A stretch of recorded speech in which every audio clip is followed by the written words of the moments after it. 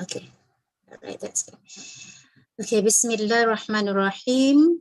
Assalamu alaikum wa rahmatullahi wa barakatuh. Ladies and gentlemen, welcome to Istac-Iium Maal Hijrah Forum 2023. Our theme for tonight is Hijra and Virtue of Rahmatan lil Alamin, Building Madani Ukhuwah Communities. This event for tonight is organized by the Student Development and Community Engagement Office of Istac-Iium for celebrating the upcoming of the beginning of the Islamic year, which is the month of Muharram tomorrow, and the year 1445. Marhaban bikum ya Muharram. Okay, Bismillah. Today we have with us two of our great scholars of Istac-Iium. We have today with us Prof. of AbdelAziz Berghout, Dean of Istac-Iium. Is also the former Deputy Rector Internationalization of IIUM. And also with us is Associate Professor Datuk Dr. Muhammad Fauzi.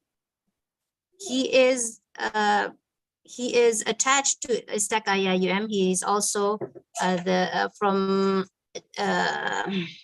UMP, University Malaysia Pahang, and he wrote a couple of books actually related to Madani and related to today's topic, which is, I will state a couple of his books. Let me see. Kedaulatan Malaysia, Asas Falsafah Negara Bangsa Malaysia Sejahtera, and Kenegaraan Malaysia, all in Bahasa Melayu, so it's related to today's forum, inshallah. Okay, without losing our time, Hijra and Virtue of Rahmatan lil Alamin, Building Madani Ukhuwah Communities. So after the Mab'ath, there is no event as important as the Hijra, or the migration of the Holy Prophet, peace be upon him, in the history of Islam and his life. So this topic is not many discuss, and how Hijra or migration become the origin of Islamic history and civilization because of its importance. And migration is actually the wisest way, or Hijra is the wisest way, wisest strategy for taking in opportunities and for fighting threats.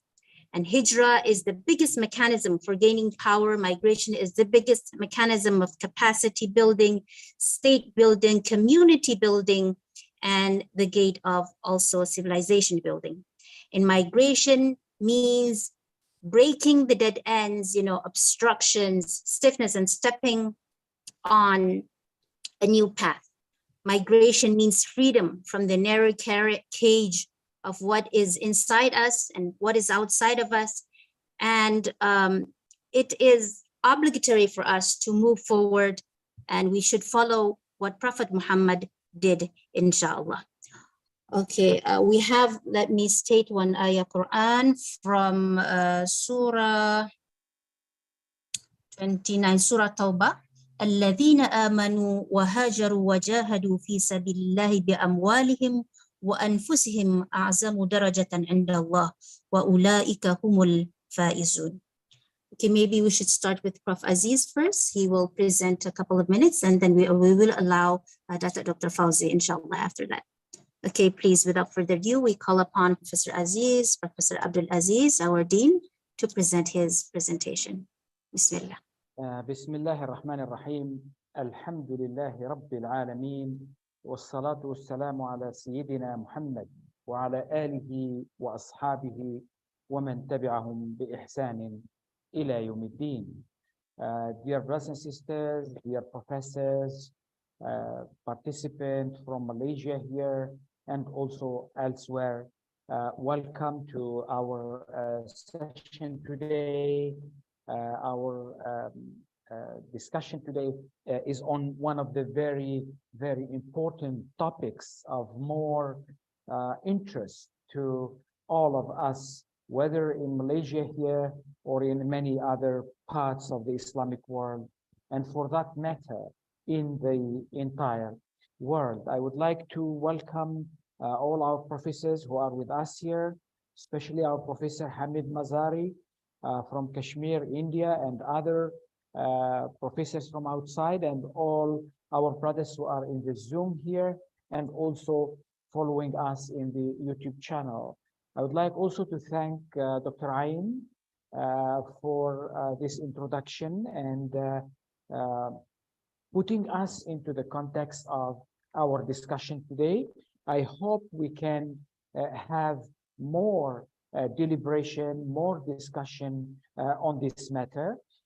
We might not go too academic in addressing this issue, but we can raise the most important questions related to the idea of Madani Ukhuwah communities, and talking about Hijra al-Nabi alayhi salatu wassalam, as a starting point of a new history, of a new civilization, of a new society that later on created a civilization based on a different worldview, a different vision of life, brothers and sisters.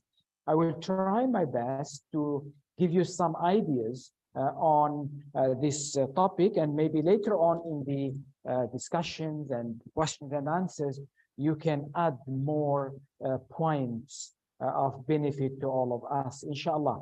Brothers and sisters, it is very important for every one of us to really understand and place this event of Hijra in the entire history of Islam and in the entire history of humanity.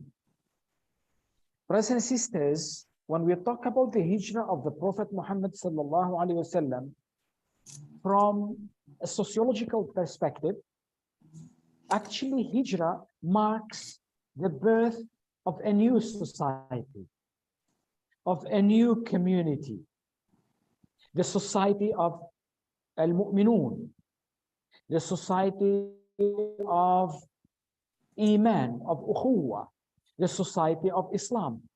So Hijra, sociologically speaking, marks the beginning of a new human society based on a worldview, based on a new vision of life, which is based on revealed knowledge, which is based on revelation, which is based on wahi.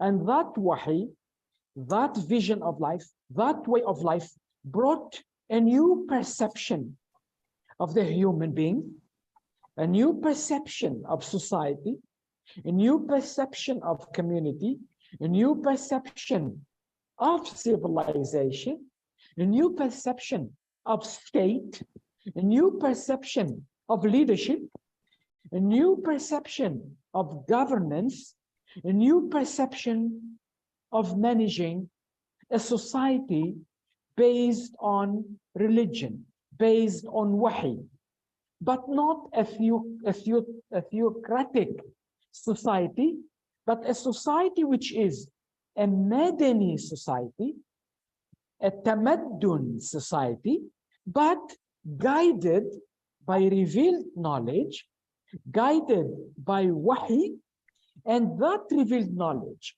that wahi, that revelation sees Tamaddun and civilization as the balance between material and moral aspects, between spiritual and scientific, between dunya and akhirah. A worldview that projects a civilization and a society that creates bridges between the requirements of the soul, heart, mind, and the requirements of the body, the requirements of human life.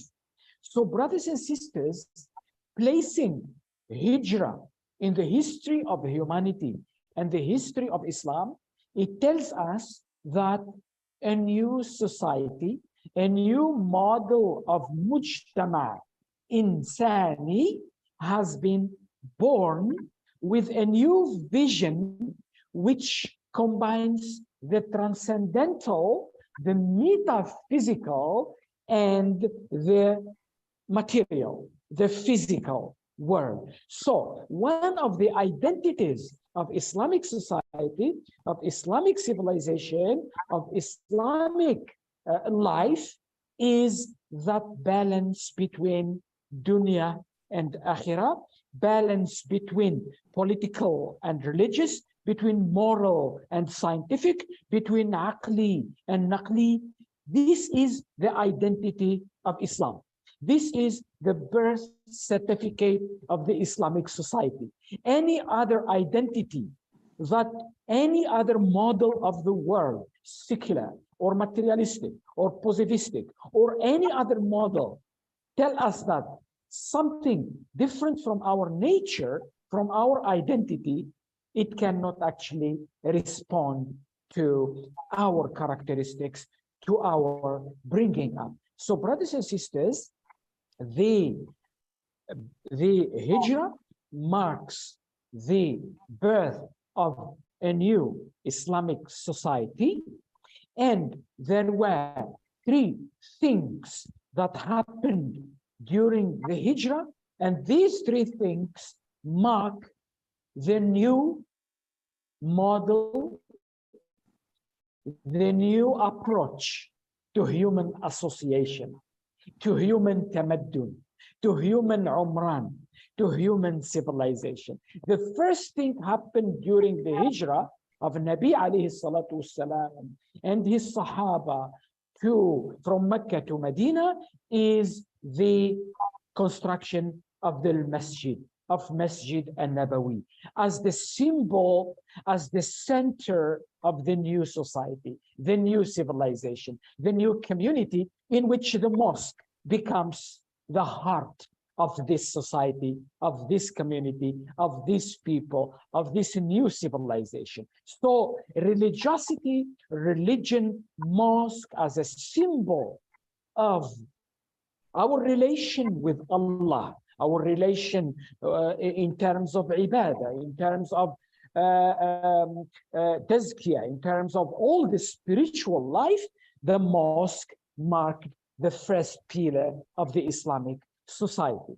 Number two, Rasulullah sallallahu alaihi wasallam, afterwards he established, or he put, the constitution of Medina, the constitution of Medina, the first written constitution of Medina, the constitution in the world which talks about state, about society, in the literal and scientific perspective of society, talking about people who are the Muhajirun and Ansar, and the people who were in Medina, Sabi'a, Jew, Christian, other tribes, other people. This is the first pillar of any state in the scientific and literal meaning of state in the constitution.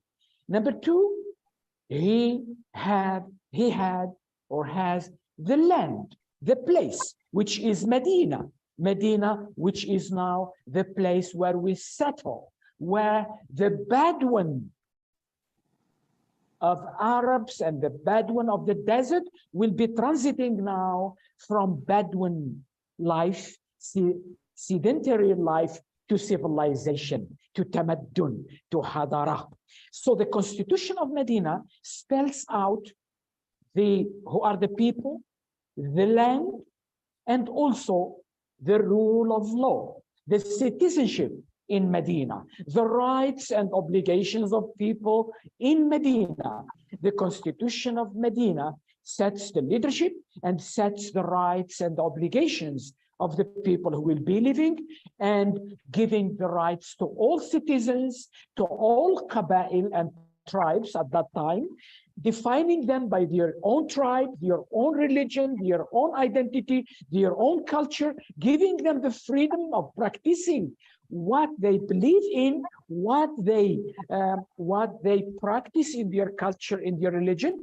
But there is a rule of law, and there is a new governance, a new leadership to handle the Medina society. So this is a very important aspect of understanding the event of Hijra, because many of us, they might just see Hijra as just transiting of a group of people from Mecca to Medina, and they build the society and they start living their life in society. No, Hijra marks the starting point of building a new civilization, which will prove later on for 1,400 years that revelation, that revealed knowledge can build a civilization of balance that advances the cause of spiritual development, social development, economic development, mental development, material development, scientific development, technological development based on the guidance of Wahy. So we have the mosque, we have the constitution of Medina, and we have the market. Rasulullah ﷺ told the Sahaba to go and do business in the Medina and create a new space of an economy which is not riba oriented, which is not cheating oriented, which is not human exploitation based. No, based on exchange, doing economic transaction, but based on the new values of the new model of the Islamic society. Based on these three, brothers and sisters, the mosque, the political system, and the constitution of Medina, and the market and the new model of economic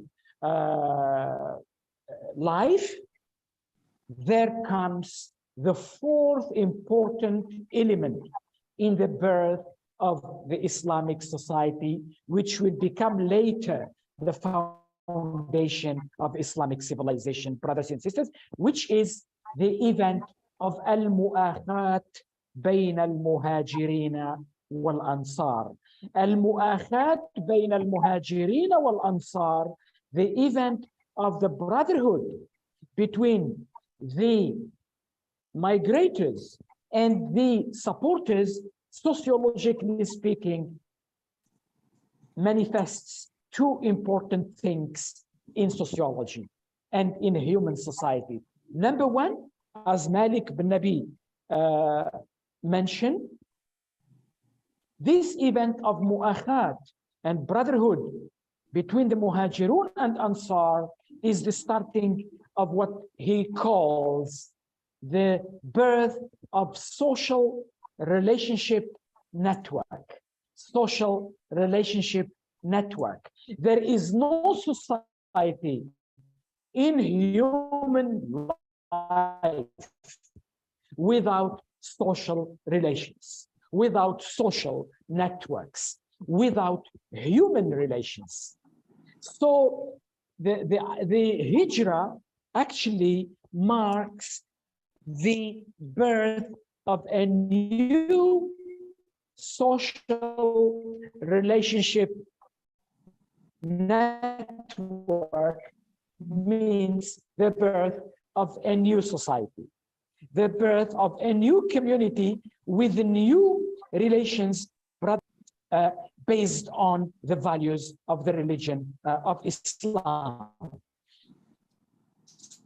So that's the first thing, the Muhajirun and the Ansar, the birth of the social, a new social relationship network, which is the essence of any human society. You can measure the advancement and decline of societies by using the tool of social relationship network. If the relationship among people, among culture, among different people living a society is strong, is stable, is harmonious, is great, is balanced, that society will advance. But if the social relationship network based on conflicts, on struggle, on hatred, on enmity, then wait for that society to collapse. So, brothers and sisters, the event of Muhajirun, the event of Hijra, marks the birth of the new society, which is what we call the social relationship network. The second thing in the Hijra is actually the sociological meaning of mu'akhat, brotherhood. That's why in the title of our session today, we talk about the role of the model of Rasulullah ﷺ as Rahmatan lil Alamin in building Madani community, Madani brotherhood or Ukhuwah communities. Why we mention that? Because, brothers and sisters, the event of Mu'akhat also manifests and symbolize the birth and the nurturing of a new model of a human being, who is the model of Sahaba, the model of Abu Bakr,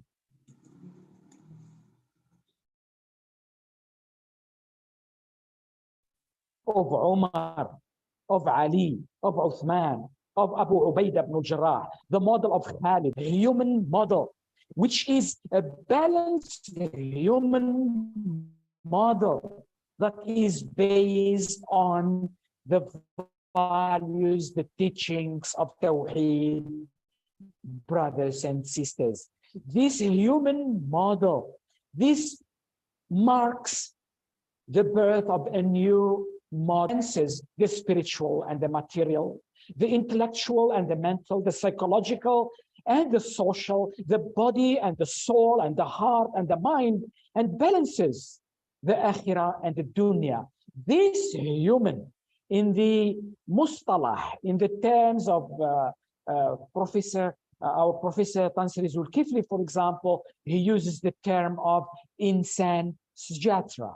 In the context of Malaysia here, insan sujatra is the person who is balanced, who is harmonious, whose dimensions and aspects of social, mental, intellectual, spiritual, body, physical, all are built in a harmonious manner and balancedly satisfied, so that person becomes more dynamic and harmonious with himself, with his fellow humans, and with nature, brothers and sisters. So the birth of that new Ukhuwah human being, that human who is manifested in the model of Sahaba, marks the new human quality that Islam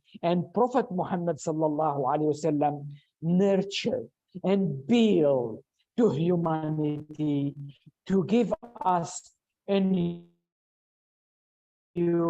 model of a human being who will carry the mission of Khalifa on earth. Allah subhanahu wa ta'ala says in the Quran, Bismillahir Rahmanir Rahim, وَإِذْ قَالَ جَاعِلٌ فِي الْأَرْضِ خَلِفَةً. Allah subhanahu wa ta'ala told the Malaika that he is placing on earth and who will become Khalifa on earth. And what does mean Khalifa here, brothers and sisters, is the person, the human being who will be building the Tamaddun and the Medina and the city and the society and the civilization, which will provide the environment, provide the ecosystem, provide the society that will allow people, one, to worship God and achieve spiritual and tazkiyah advancement, build tamaddun and society and hadara in a balanced way, save nature and people, and spread values and ethics in life, do ta'aruf and civilizational engagement and learning and exchange with other nations, with other people. These are all the wazifa the functions of this Khalifa. So Allah subhanahu wa ta'ala, Rasulullah sallallahu alayhi wa sallam has put this ayah to work, to action in history by building the model of the Sahaba, the model of the Khalifa on earth who comes after all the previous prophets and messengers who did their best from Adam to Muhammad to build that human, that Khalifa on earth. But Alhamdulillah, it happens that the model of the Prophet Muhammad, the risala of the Prophet Muhammad, the ilm of the Prophet Muhammad, the sharia of the Prophet Muhammad, the manhaj of the Prophet Muhammad is the last, is Khatamul Anbiya wal Mursalin. And because it is last, it is universal, complete. It is for prophets and messengers. That's why Rasul himself says, Innama bu'ithtu li'utammima makarim al-akhlaq. I have been sent to perfect what is there of the values and virtues which Allah has sent to all nations and people before. I am perfecting it in terms of bringing it as a complete model, a complete system, a complete manhaj, and a complete practice through this. So brothers and sisters, the Hijra and what Rasul did in the event of Ukhuwah marks the birth of society and marks the birth of the new human model. So brothers and sisters, from here comes the concept of what we call Madani. Madani. What does mean Madani, brothers and sisters, in this narrative, which I'm trying to explain to you today, brothers and sisters? In very simple terms, the term Madani, even if when you go to the linguistic perspective, when we talk about Madani, Ibn Khaldun says in his Muqaddimah, and even Plato and Aristotle before, they were talking about the human being as a social being. Al-insanu madaniyun bitab'ih. By nature, the human being is a social human by fitra. What does mean a social human? Means he is created to socialize, to build culture, to build relations, to build life, to build. So from this perspective, the aspect, this concept of Madani community has four dimensions. One of them is the dimension of deen, ad-din, religion, because Madani somehow linked to the concept of Medina. Medina. What is Medina? Medina is city. But in the Arabic language, the concept of Medina has more than 10 meanings, more than 10 connotations. One of the connotations of Medina is from the root dana. Dana means what? Dana means submit. You say, for example, this group or this group of people submit to their ruler. Submit means dana means follow, means submit means khada, means give pledge to follow something. So the term Madani can have the dimensions of dana, deen, or submission. It has the meaning of city, which is Medina. It has the dimension of tamaddun, which is building civilization. It has the dimension of Madaniya. Madaniya is actually the material and technological aspects of civilization, of Hadar. So brothers and sisters, when we talk about Madani community, is the community in which religion, values, and ethics play the central role in building the city, in building the society, in building the tamaddun, the civilization, and in building. You find in Islam, Islam talks all aspects of tamaddun, the material, the spiritual, the social, the technological, the innovative.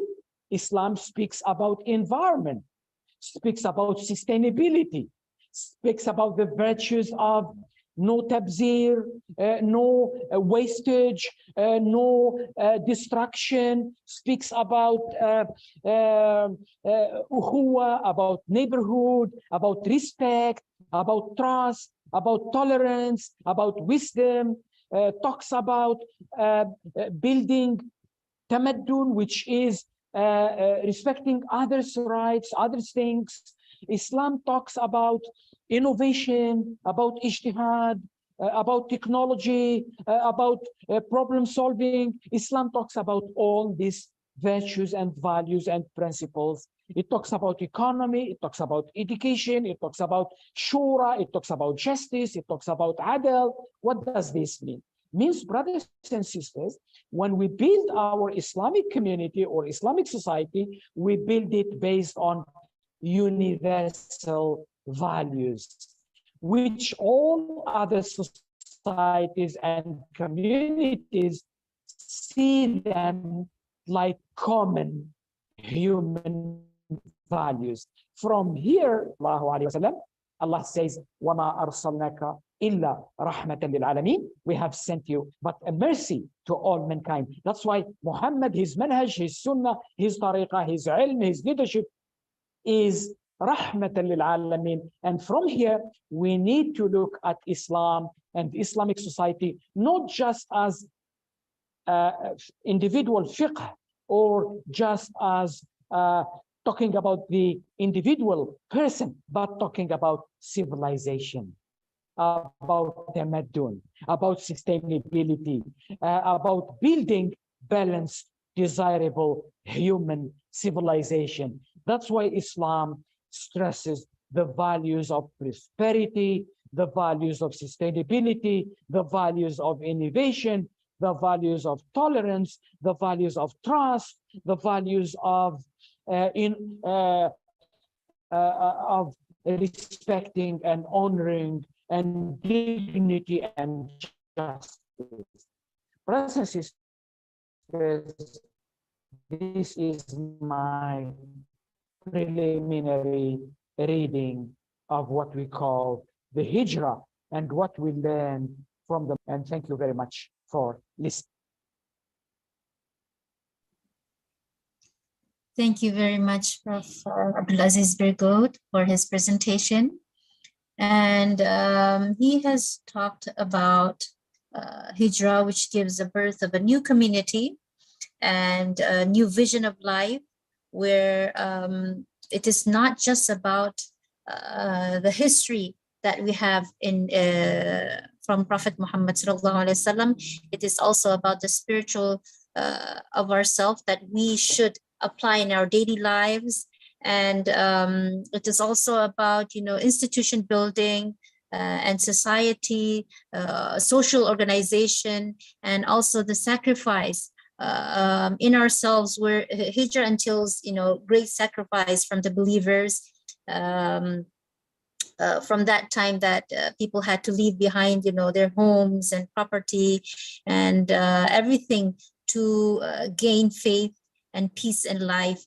And also he talks about brotherhood from history, that upon arriving in Medina, a prophet was challenged to solve the problems of the refugees that come from Medina those days. And so we consider all as brothers. And in all, Prof has also said about Ahmad, brotherhood, and Rahmatan Alamin, model of human being and being ethical ourselves. Okay, now we move to Dr. Wan. Are you there? Prof, are you ready? Dr. Wan? Inshallah. Okay, inshallah. Now it's his turn. Inshallah, without further ado, we call upon Dr. Wan to present his presentation. Bismillah. Bismillahirrahmanirrahim. Assalamualaikum warahmatullahi wabarakatuh. Thank you very much, our moderator, Dr. Nurul Ain, respected Dean, His Excellency Prof. AbdelAziz, professors and doctors, ladies and gentlemen. I'm honored to be invited to share my view on this topic. This is my first time talking in a forum in conjunction with Maal Hijrah. I have delivered many talks, but not for in conjunction with Hijrah. So I try my best to deliver this topic. Indeed, Hijrah and the virtue of Rahmatan Alamin, these are the pillars. There are two pillars in building Madani Ukhuwah communities. Because we are talking about Hijrah, as explained by Professor AbdelAziz, he involved intiqal and how we migrate in terms of place, in terms of belief, in terms of commitments. In general, or more specific, in general, we would say that Hijrah is accepting new norms. We depart, even though not necessarily we accepting totally new, but ability to accept a new environment. In this context, I view Hijrah as a commitment. When we recite hadith Rasulullah sallam, وَمَنْ كَانَ حِجْرَةُ إِلَى اللَّهِ وَرَسُولِهِ فَحِجْرَةُ إِلَى اللَّهِ وَرَسُولِهِ وَمَنْ كَانَتْ حِجْرَتُهُ لِلدُّنْيَا يُصِيبُهَا أَوْ امْرَأَةٍ يَنْكِحُهَا فَحِجْرَةُ إِلَى مَا هَاجَرَ إِلَيْهِ أَوْ كَمَا قَالَ. So in this sense, or in this context, I would say Hijrah demands that any action taken must be accompanied by clear purpose of or intentions, because the sincerity of any acts will be revealed and can be seen when the purpose of our action is in line, or is what I call the purpose and action is is in line. Although good intention do not necessarily produce a success, but in many circumstances, the event that brought the failure can still translate into better perceptions. Likewise, success accompanied by good intention can certainly contribute to Ummah's many benefits. So in this context, when we're talking about Hijrah, we're also talking about commitment to move, to migrate, to accept, to reconstruct. And we are talking about Rahmatan lil Alamin. We are talking about values, because Rahmatan lil Alamin, from our Quranic perspective, is the Prophet Muhammad SAW himself, who carried the divine message, the message containing the operating manual of the creature created by Allah SWT himself. So in these two perspectives, we have commitment, we have will. Another perspective, we have values. We have determined values, we have specific values. Because without these two pillars, definitely we can achieve our objective. So in terms of Madani, I would refer to our Right Honorable Prime Minister definitions. Yeah.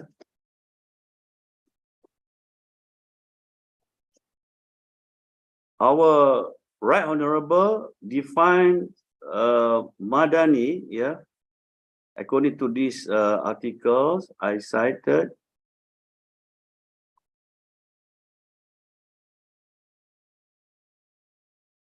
Okay.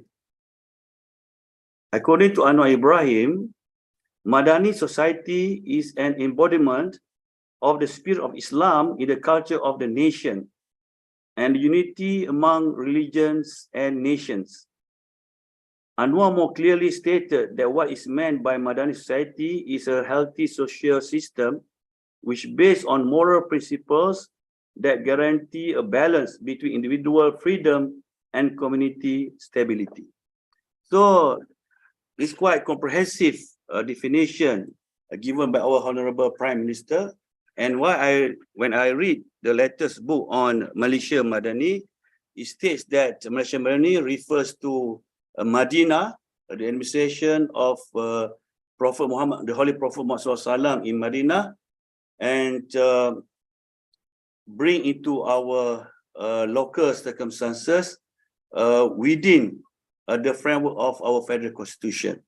So I would say these two elements very important in order for us to build a Madani Ukhuwah community that fall within the ambit of our federal constitution.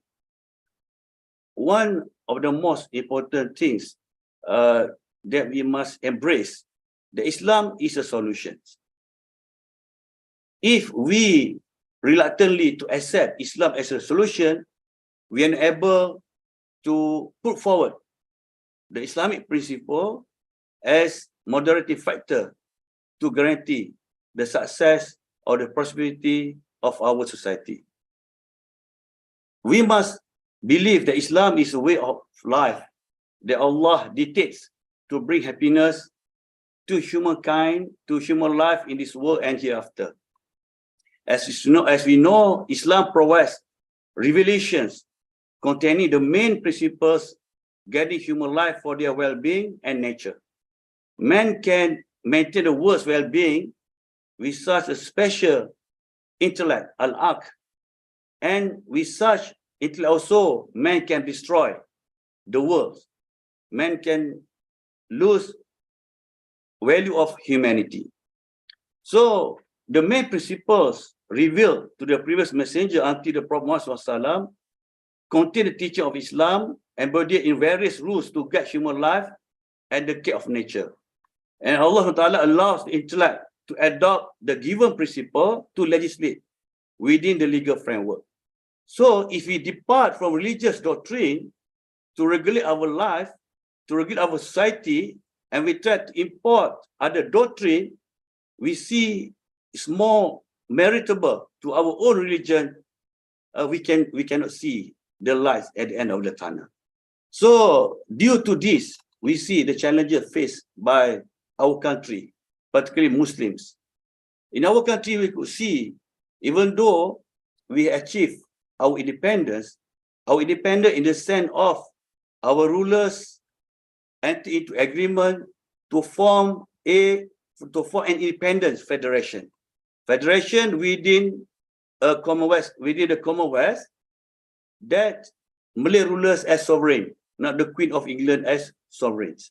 So when we form independence, the Constitution stipulates that every person admitted as our citizen must uphold the oath, citizenship oath. The citizenship oath read as follows: I, of the identity number, hereby declares on oath that I absolutely entirely renounce and adjure all loyalty to any country or state outside the Federation, and I do swear that I will be faithful and bear true allegiance to His Majesty, the Yang Agong, and be true, loyal, and faithful citizens of the Federation. This Hijrah, this I'm talking about Hijrah, commitment, the will to move, to accept a new principle, new set of rules, because we declared, we declared and we become a citizens of a nation, citizen of a country. But the problem we could see that even though we achieve independence, more than 60 years. But we are still facing difficulty to unite our citizens, to unite our people, to embrace our own identity. At least we accept to practice our own language and to practice Jawi writing.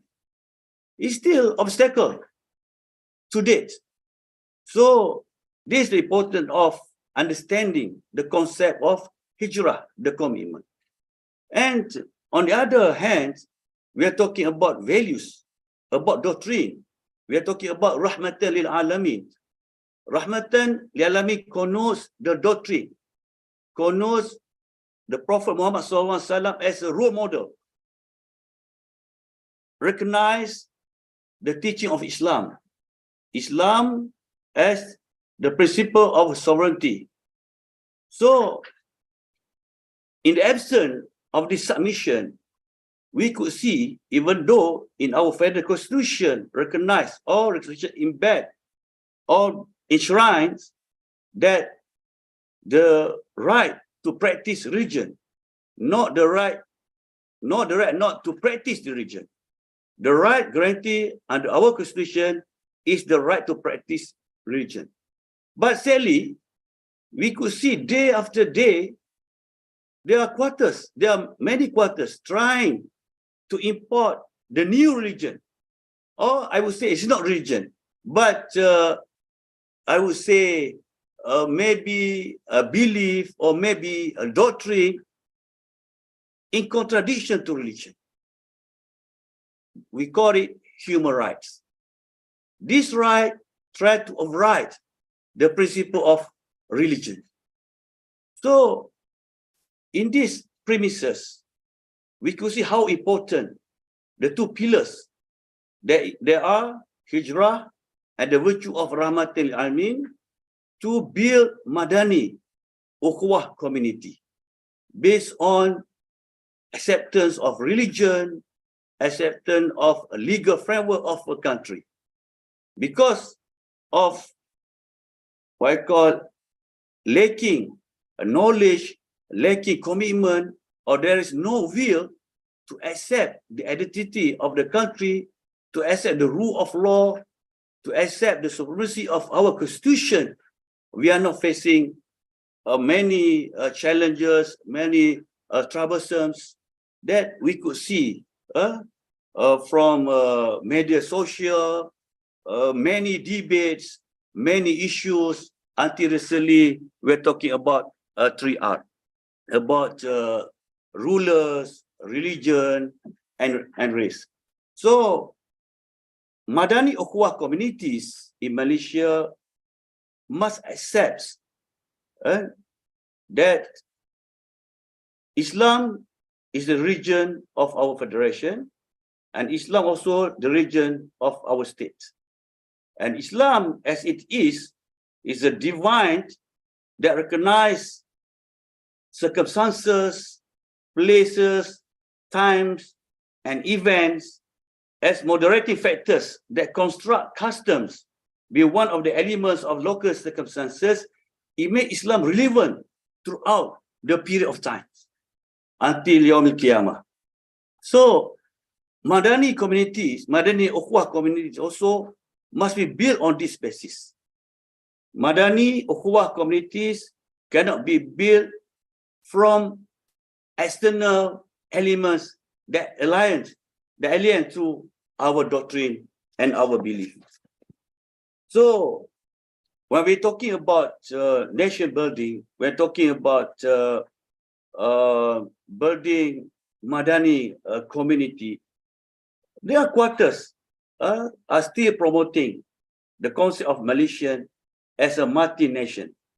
So this concept doesn't exist within our legal framework. As a matter of fact, Malaysia is a multi-ethnic that represent one nation with identity stipulated by the Federal Constitution. The multi-ethnic ones become the subject of the Malay rulers, thus known as the Malaysian national, which also means Malaysian citizen. There's a difference between the connotation of multi-nation and multi-ethnic. We're talking about multi-nation. We're talking about different countries, people from other countries, other nations. But we're talking about ethnicity. It means of citizen from various ethnic, but accepted as one nation. Likewise, myself as a Malay, but I'm a Malaysian. And we have friend who is not Malay, but he's a Malaysian. So there is the difference between nation and ethnicity. So when we're talking about ethnicity as opposed to nation, as ethnic, as a people of a country, we must accept the rule of the country. We must accept the constitution of our country. We must nurture the indigenous elements of our own country. So, in this regard, in order to build the Madani community, the government itself may highlight multi-ethnic Malaysians with a colorful cultural heritage, but one principle that cannot be ignored, we must embrace the identity given by the Constitution in two aspects. Because in Malaysia, we have multi-ethnics. We have different beliefs, we have different regions.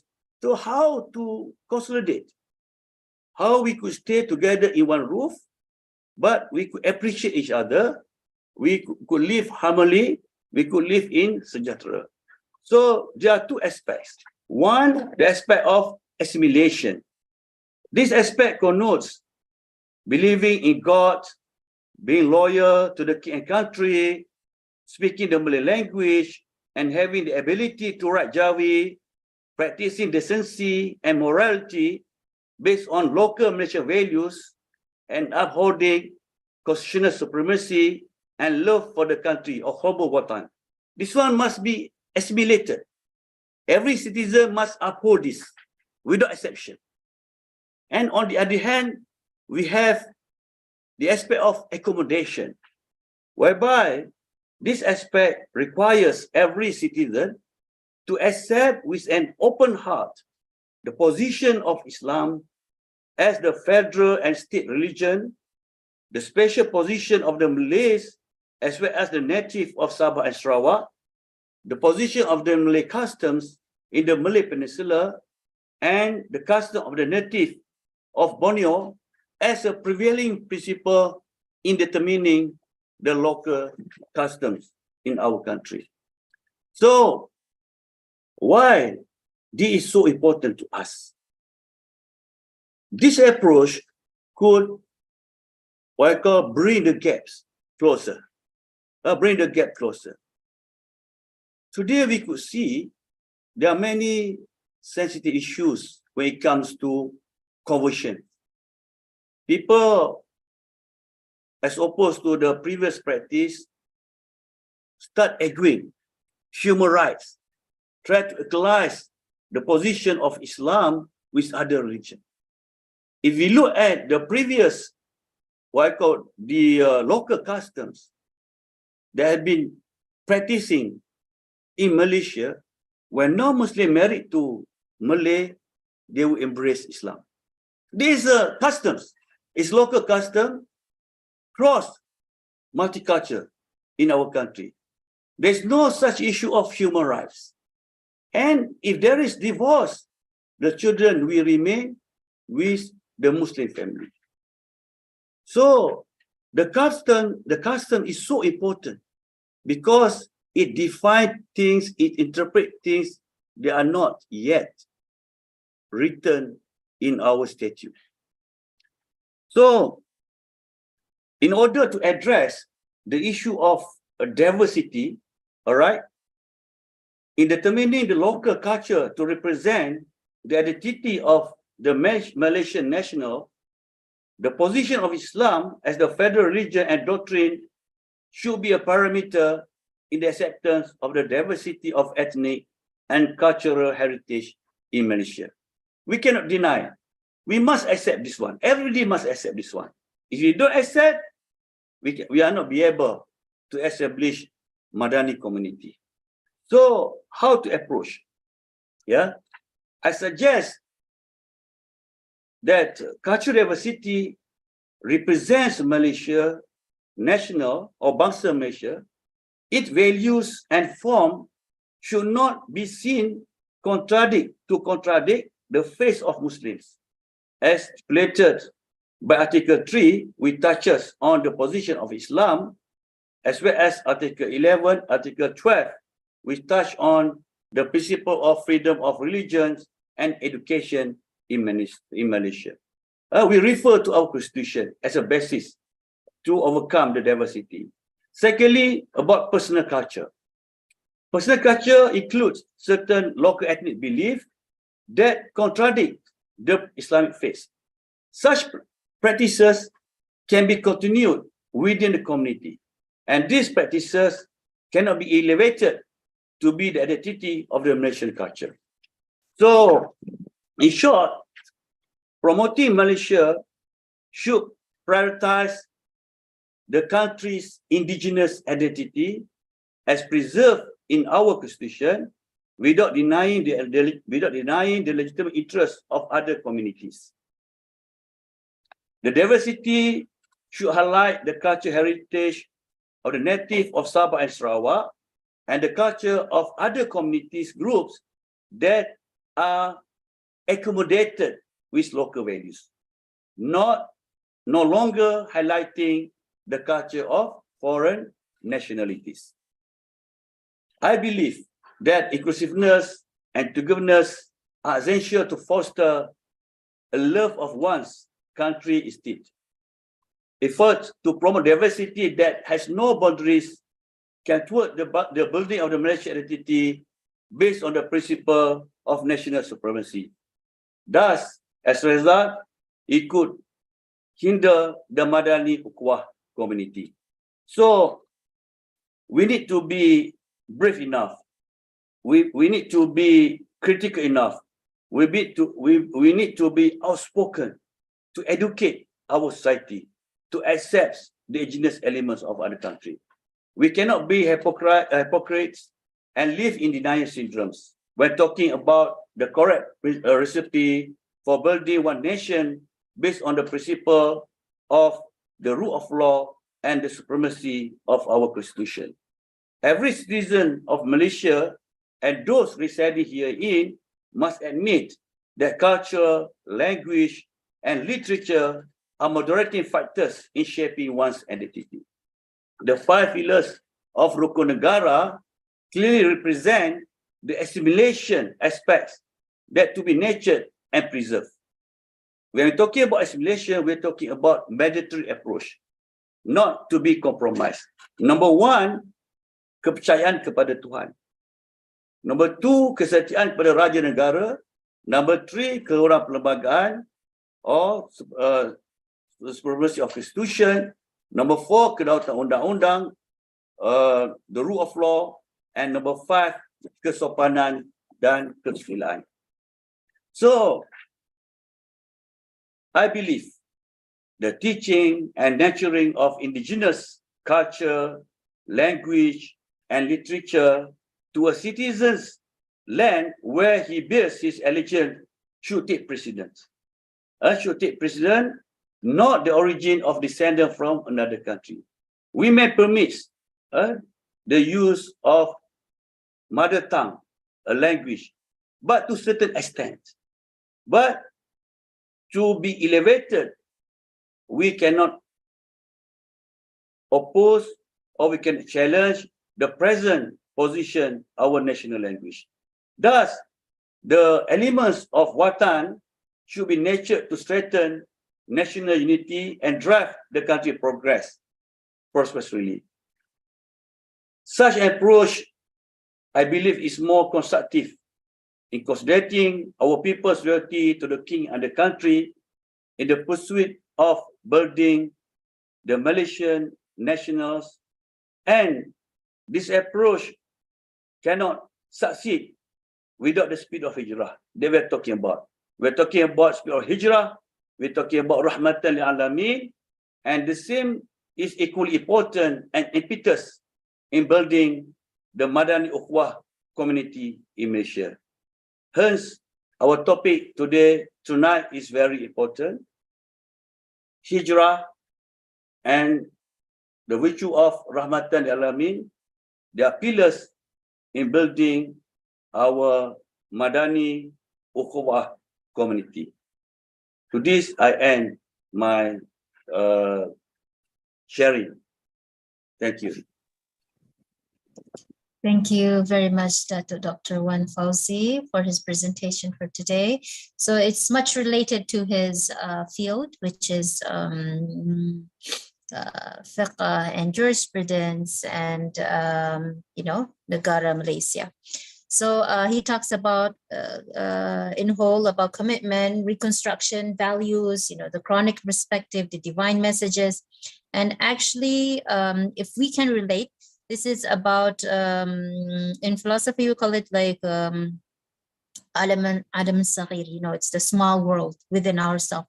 And then we have the Alam Kabir, which is the bigger world, which is Alam Saghir is related to ourselves, the spiritual transformation of ourselves. Alam Kabir is about the wider world, which is about Nagara, about the earth, about our living outside of ourselves.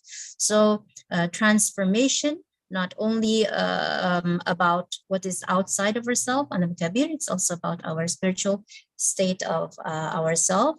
And Dr. Wan also spoke about Islam is a solution, Islam is the way of life, and we cannot depart from Islam, and everything is related to Islam, even the nation building, and he talks about assimilation and Negara in whole. Okay, if we have any questions, we open the floor to questions, inshallah, so that the speakers can respond and we have a discussion. Please, if anyone has questions, we can open the floor to questions, inshallah. Maybe students can ask, related to your personal life, I don't know, your student life and, everyday life, inshallah. Please. Bismillah. May I ask a question, please, inshallah? Yes, please. Who's there? Excellent. But before that, may I check whether the audio is clear? Yes, I hear you. Subhanallah, alhamdulillah. Excellent. Yeah. The first question that first, forgive me, where are my manners? Barakallahu feekum to the speakers and to you, Dr. Ain, alhamdulillah, for this event. The first question that I have is with regards to the statement provided by Prof. Aziz, alhamdulillah. One of the concerns is that the term Madani itself is open to interpretation based on my readings and understanding of the current discourse on this matter. And one of the main concerns is how Malaysia itself, it's not a country that is, shall we say, Arabic inclined. So in the formation of a Madani Ukhuwah, is Arabic an important quality that must be fostered amongst our communities here? Because I have had some people, some Arab speakers, alhamdulillah, who say that if you don't speak Arab, then you're not an Arab, and therefore you have no room for sharing information, particularly in the realms of the da'wah with regards to Islam. So to simplify my question to Prof. Aziz, must It's okay. Arabic? Clear. Yes, Clear. yes. Oh, forgive me, then I'll be quiet. No problem. Go ahead. But your question is very clear. Understood. Yeah. Just to clarify, then for my own benefit, inshallah, must the Arabic language become a fundamental of a Madani Ukhuwah movement for it to take hold in this current government and future governments as well? Allahu Alam. Thank you, Brother Zamir. Please, Prof. Okay, you want me to answer directly? Sure, sure. Yeah. Okay. Thank you, brother, for this very important question. And I think it concerns maybe the community here in Malaysia. And let me just put it this way. In the history of Islamic civilization itself is made of, and the contribution of Islamic civilization, you will find that many great contributions of the Muslim of Islamic civilization in almost all sciences, from natural to astronomy to philosophy to others, you will find many of them are non-Arab, including Al-Bukhari himself, including Muslim, including At-Tirmidhi, including Ibn Sina, including Al-Razi, including Al-Ghazali, including all these great ulama. And if you go back to the composition of the religion and the society of Islam, you will find that Islam removed this level of differentiating people based on color or based on ethnicity, or Allah subhanahu wa ta'ala says in the Quran, Bismillah ar-Rahman ar-Rahim, we have created you from a single pair of male and female and made you into nations and tribes. You may know one another. The most honored of you is, in the sight of God, is the pious person. It's not about color or about other criteria. So in the Islamic civilization, its nature is inclusive. It's based or built upon the contribution of all the nations and all the ummah who were part and parcel of the civilization, from the Malay world to the African East. So this feature is one of the very dynamic and strong characteristics of other civilization. So we need first to understand this dynamic of Islam, and the religion of Islam is universal, is for all the ummah, and the Prophet Muhammad sallallahu alaihi wasallam is for all the world and for Rahmatan lil Alamin. Now, when it comes to the idea of language, Arabic language, for example, in fact, the Quran focuses on not the language per se, but the lisan. Lisanan Arabiyan Mubinan. Lisan, the language of the Quran, the lisan of the Quran. For anyone who reads the Quran and speaks the language of the Quran is automatically lisanan Arabiya by the Quran. Means you yourself, if you read the Quran in Arabic, in the lisan of the Quran, you are considered Arabian based on the lisan of the Quran. Now, why Arabic language took that position and that place in the hearts and the souls and the cultures of the Ummah, from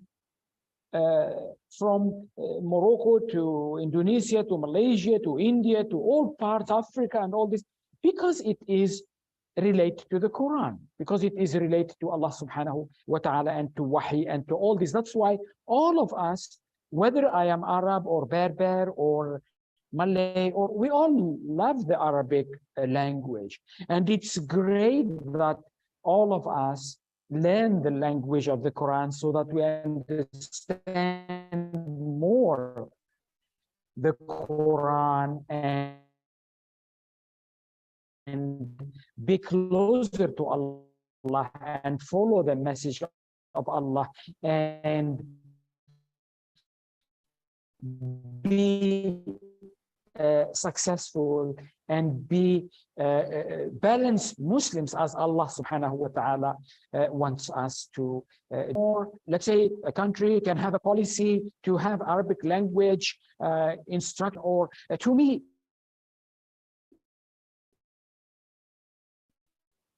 looking at it from the general perspective, it will be something great that the language of the Quran and the Ummah respects the language and disseminates the language. Very great. But it will depend on the conditions, the situations of people. And those who will do this, I think they will be very courageous and very, but I think it's not a must or an obligation that we must do this. We have to look at the overall perspective, look at the maslaha, look at the context, the maqasid, the situations. But if it happens that we can't do it, it will be really something great. I just recalled now one of the ulama, I think you know him, Sheikh Muhammad al-Ghazali, the Egyptian scholar and da'i. He's a great scholar in his writings. I heard him one time saying that the other way around, he was talking about the Malay world. He was talking about the Malay language.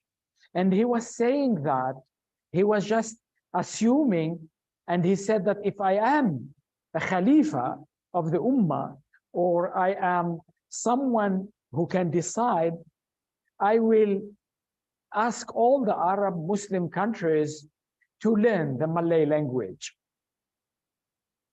He say, why? Because this part of the Muslim world, which is the Malay world, is more than 300 million people. And as an ummah, as a civilization of Islam, we need to learn about this Malay world because of their way of religiosity, their culture, their civilization.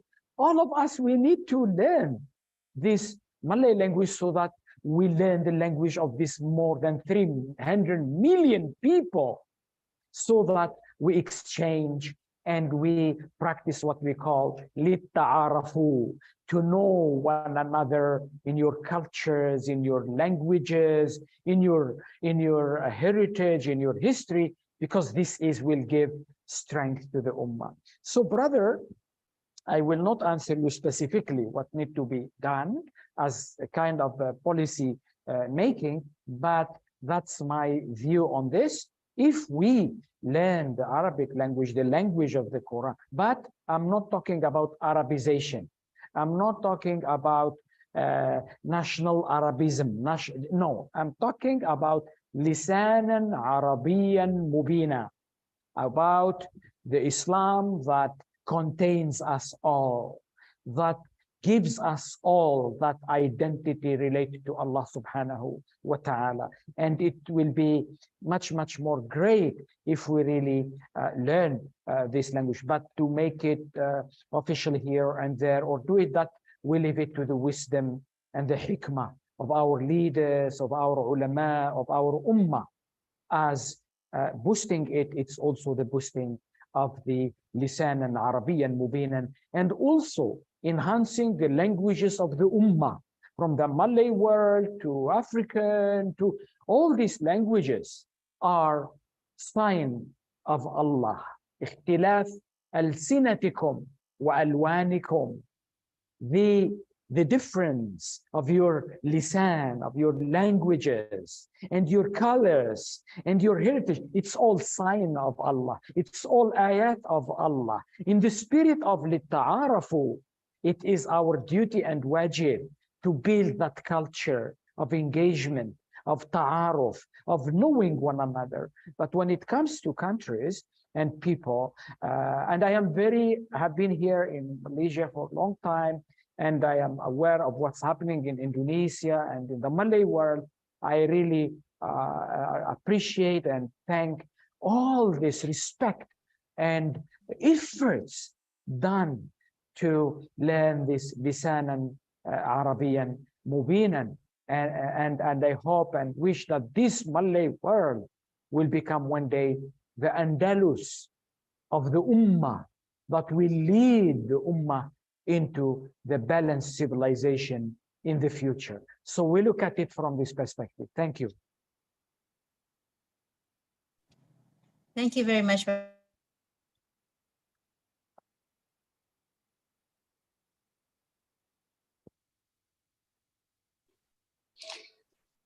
Assalamu alaikum. Am I allowed to ask a question? Yeah, please. Yes. Yeah, mashallah, both the lectures by Professor AbdelAziz Berghout and Professor Wan, these were wonderful and very relevant to modern times, and especially the concept of Madani. It seems very attractive and a very new concept, and we need such concepts and such notions in modern times because of a lot of propaganda against Islam and other things.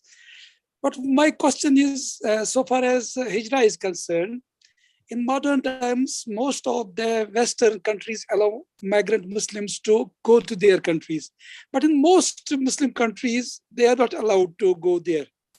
And Muslim migrants are not allowed to go to Muslim countries, but they can go to Western countries. How we can revive the spirit of Hijra in modern times when situation is like that?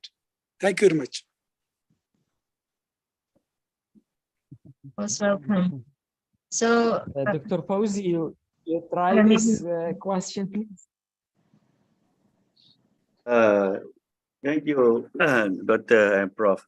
Actually, this is a matter of policy, and but for your information, Prof. Hamidullah, in Malaysia, I would say, I cannot say that we do not permit.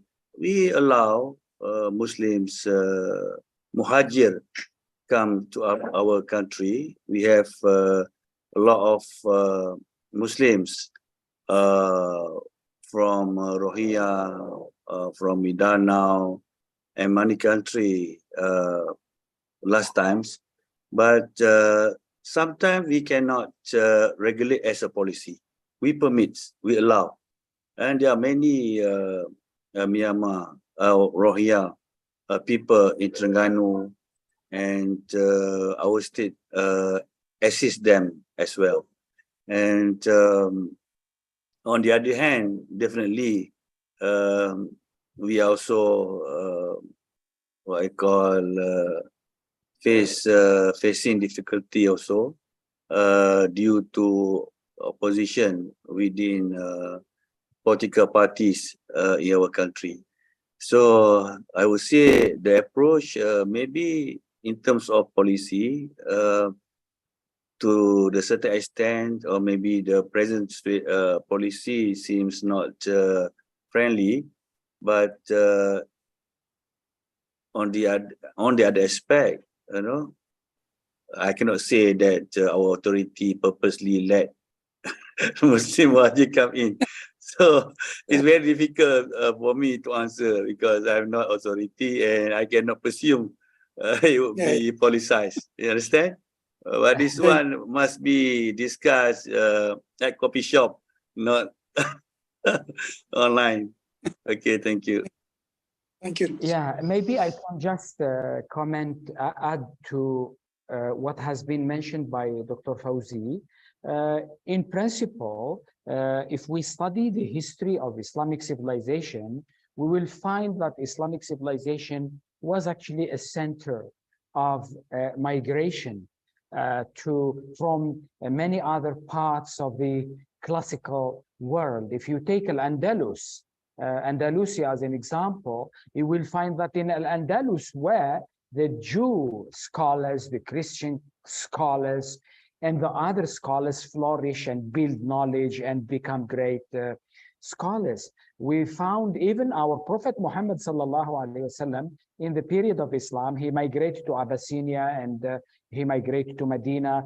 And that idea of Hijra and moving to other lands and countries is one of the great principles of Islam, brothers and sisters. So, and the Islamic civilization was really a real example where the values and the virtues of respecting others, respecting migrators to come to Baghdad, to Samarkand, to Dimashq, to Andalusia, to the centers of civilization in our time.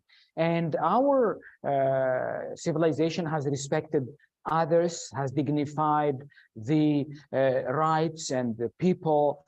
But when it comes to our contemporary time, as Dr. Fauzi mentioned, as you know, there are boundaries, there are laws, there are regulations, but still the spirit of rights, the spirit of migration, the spirit of respecting ilm and people and ulama and movement of people from one place to another place is there.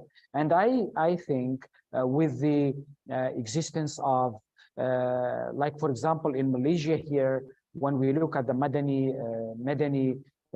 framework, and also what is the Prime Minister, for example, propagating when it comes to civilizational engagement, cultural engagement, coexistence, tolerance, and respecting human rights, I think this is something very encouraging. But when it comes to implementation, you have to look at the real grounds and what's happening on the ground. But the spirit and the direction actually is there, especially among the Muslim Ummah, the Muslim Ukhuwah of this Ummah, the OIC member countries, the Islamic world. That's why we say Madani Ukhuwah communities, where we try to translate the values and virtues and ethics of Islam into real life in terms of respecting the movement of people, the movement of culture, the movement of this. But as you know, all these things need to take into account the context and the situations and the conditions. But as long as, or as far as our leaders, our scholars, our ulama are promoting the idea of the ukhuwah, insaniya, the ukhuwah of the ummah, the values of tolerance, the values of ta'aruf, the values of coexistence. This is very important. When it comes to implementation, we have to look at the context of countries. So that's what I wanted to stress here. When it comes to the core of Islamic worldview, this is very important. The application of Islamic history, we got examples, successful examples of migration and movement of Muslim and non-Muslim to the Muslim countries, and there where they flourished and they built and they got the freedom. And now it depends on our leaders, our ulama, our scholars, and the real contexts of dealing with this type of situations. Yeah. Go ahead. Maybe Dr. Ain, I add a bit more. So, because the word used here, immigrants, we're talking about visitors, then maybe broader perspective, we allow Muslims from other countries to come to visit our country, to work. They can apply working permit, and later on, after certain of years, if they married local or they domicile here, they can apply for our citizenship or PR, permanent residence. But because the word of migrant used here, I'm thinking maybe the question, correct or not, Professor Hamidullah, maybe you refer to like another people who seek for political asylum. Yeah. No, basically, I just wanted to, because I have written a book on this subject, Hijra, a turning point in the Islamic movement. And I was seeing that in the Islamic world, as has been said by Professor AbdelAziz Berghout rightly, that this was a common trend that Muslims, scholars, philosophers, they used to go to other Muslim countries those days, and then they were flourishing. And a new civilization took place, and a lot of knowledge and books were written by those immigrants. Yeah. For example, we have Zarullah Jarullah Zamakhshari, Imam al-Harmain, even their names were just made after where they stayed in Makkah and Medina. So, but nowadays there are many Muslim countries which don't allow the deserving Muslim immigrants to their countries, whereas Western countries and European countries are allowing them. So we need to think on this issue as a scholar of Islam, because it is immigration, not just for the tourist visa or for some other job purpose. No, there are some Muslim people who are suffering, and they sometimes want to go to some Muslim country, but they have no access. But they have access in European countries. They can go to Western. That was my point. Thank you very much. Yeah, as I pointed out, we must follow the procedure. They have means, they have a procedure to come to Malaysia. Yeah, I would say as visitors, then working, and later you can settle, you know, but I don't use words immigrants, but you can achieve your objective later on. So it comes to Dr. Ain, maybe I can answer a question from Dr. Merit or Professor Merit, right? No, no, she's our student. She's Oh, student. Oh, yeah. I see, students, about human rights concepts. So Mm-hmm. in our constitution, federal constitution, we do have fundamental liberties. We have no provision when stipulating about human rights, but we understand about the concept of human rights, how it evolves. And for Muslims, we recognize what I call right as recognized by Islam, because the purpose of mankind, وَمَا خَلَقْتُ الْجِنَّ وَالْإِنسَ إِلَّا لِيَعْبُدُونَ. So the concept of mankind is different if we look at the concept of human rights as propagated by certain quarters. They try to put something beyond the concept of humanity. They promote what I call anarchy, and it's more individual, and try to liberalize humankind from the practice of religion. So we must look at the concept of human rights within the ambit of our legal framework. We cannot simply accept human rights. As a matter of fact, what they are promoting, the human rights groups, actually is against the very basic legal philosophy. If you look at Western legal philosophy itself, they are promoting positivism and relativism. But it comes to us, they try to impose their own version of human rights to our country. And this approach, this what I call a request, demand, is against to the principle of relativism, where relativism, there's no such universal right in their eyes. A community see what is right, what is wrong. Individuals see what is right, what is wrong. There is no such universal values. This is what relativisms oppose. But now we could see they try to impose human rights, even though this principle is against the practice of our religion.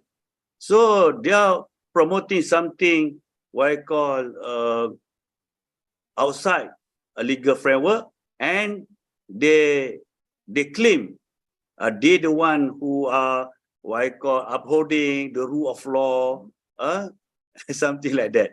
So we must be clear, if they're talking about Western legal philosophy, we can discuss about Western legal philosophy, whether it admits or it permits the practice of human rights. Now they are talking about genderism, everything. When they promote, they say, they claim this human rights. But what we are practicing in our country, as if we are not what I call civilized people. We are something, we are go against human rights and so on and so forth. Thank you.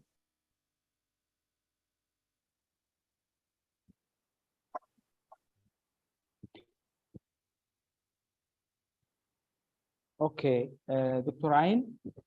Oh, I didn't open the, sorry, I didn't open the, okay, I think we should close because it's already 10:30. Maybe I just want to add a little bit about the question, the first question. So our Prime Minister is not just mentioning about the word Madani itself and, you know, the Arabic, but he means like the meaning behind this Madani, which his intention is to restoring the dignity of the nation. And then you have his, you know, 6 cores of sustainability, prosperity, innovation, respect, trust, and compassion. This is what he refers to. Is not that concept, Arabic concept of Madani. It means the Islamic, Islamic civilization, which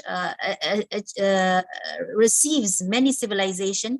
It is not just about Islamic civilization, but it is a combination of several civilization within the building of Islamic civilization itself. This is what Anwar is referring to. Okay, let me see if there's other questions. Yeah, okay. I think we should end. It's already 10:30. Is Prof Nick around? Dr. Nurul, who is the Maal Hijrah winner for this year? I'm sorry? Who is going to be the Tokoh Maal Hijrah? I'm not sure. Maybe we should appoint you. I don't know. Nam. Do you have something to say? Maybe Prof One would have some inside information from Palace. No. All right. No. Thank you very much. Just out of curiosity, actually, I don't have answer either. Maybe tomorrow we'll know it. Last time we have. If I can decide, I name our Professor AbdelAziz. Okay. Actually, we did have a Tokoh Maal Hijrah from Istac last time. Really? Ahmadi, his father, Ahmad's father. Yeah, correct. Dr. Ain, can I just, Dr. Nick is here? Yeah, for the dua. Dr. Nick, are you around? Yes, I'm here, Prof. Okay, just a second. Dear brothers and sisters, let me thank all the participants in the Zoom and the YouTube. They are still with us, many here, and there are many also in the YouTube. This is a great session.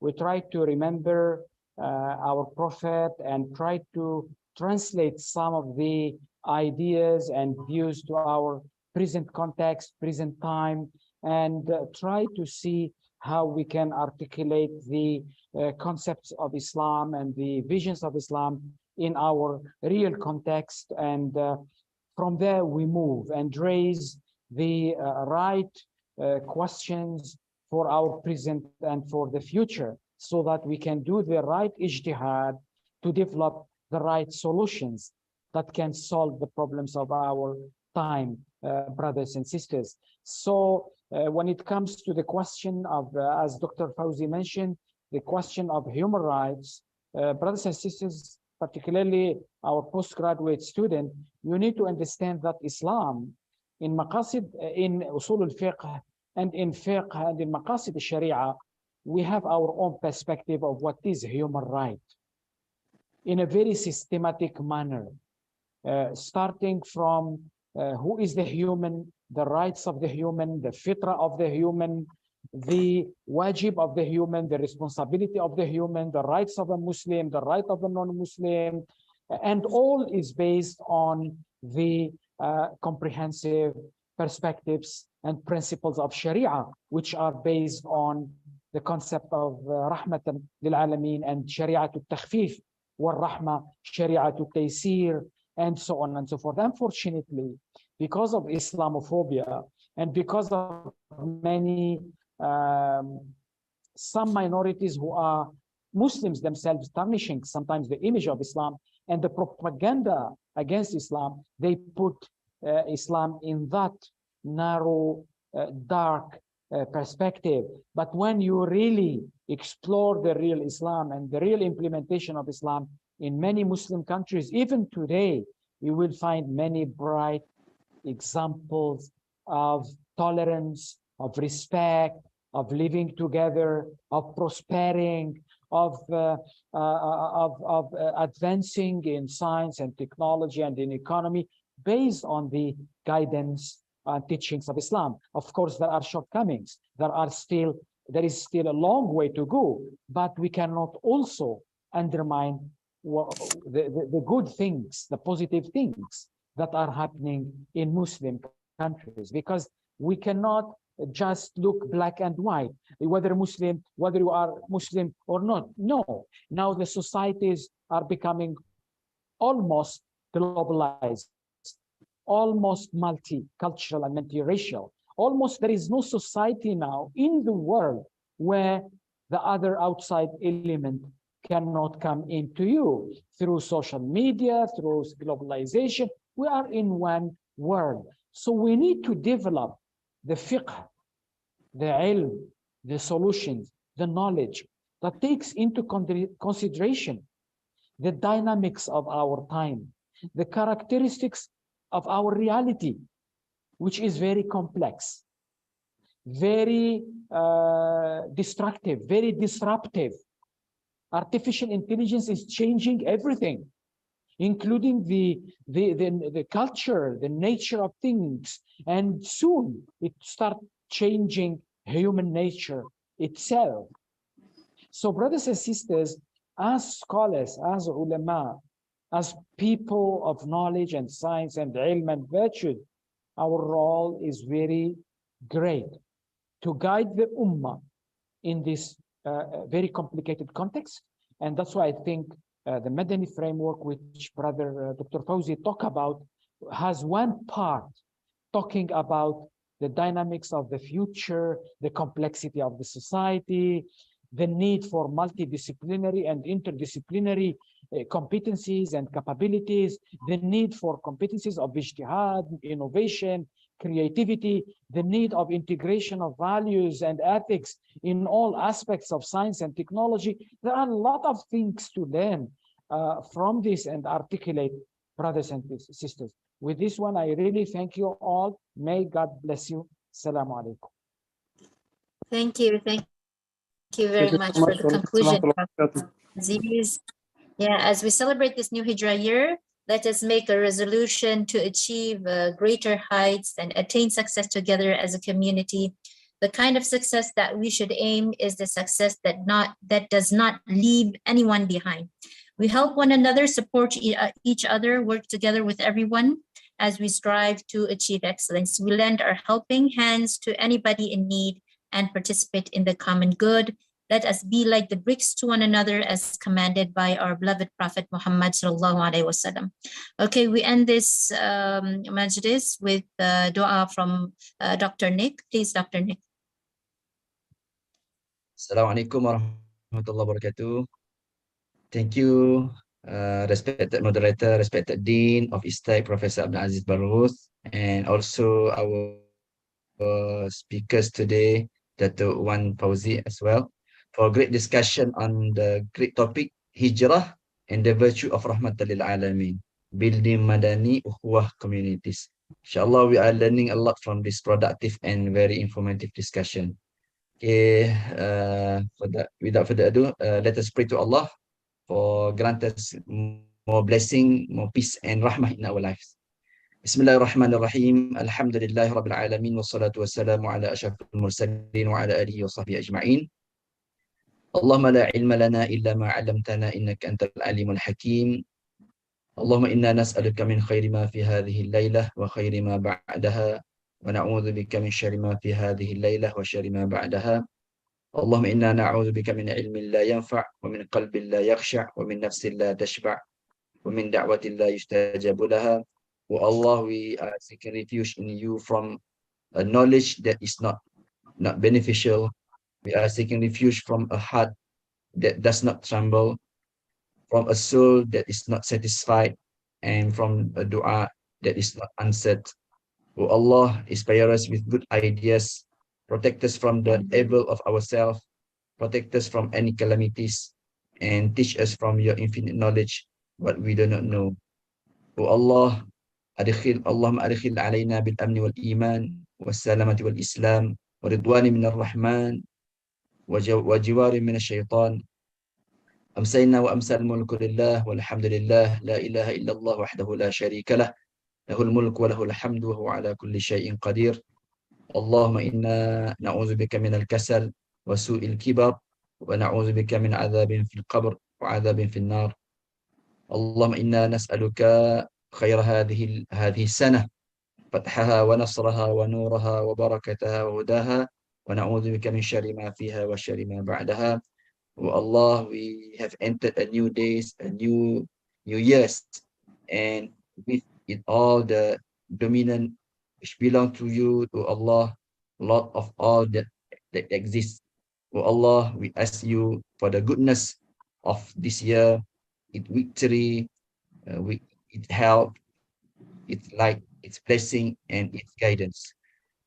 اللهم اجعل جمعنا هذا جمعا مرحوما وتفرقنا من بعده تفرقا معصوما ولا تجعل فينا شقيا ولا محروما وادخلنا برحمتك في عبادك الصالحين. اللهم أحسن عاقبتنا في الأمور كلها وأجرنا من خزي الدنيا وعذاب الآخرة.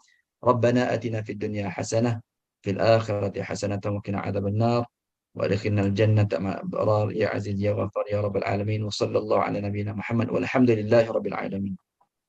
قبل الله منا ومنكم. Thank you, everyone. Do you have something to say, Prof. Aziz? No? I say Assalamu alaikum and good night to everyone. May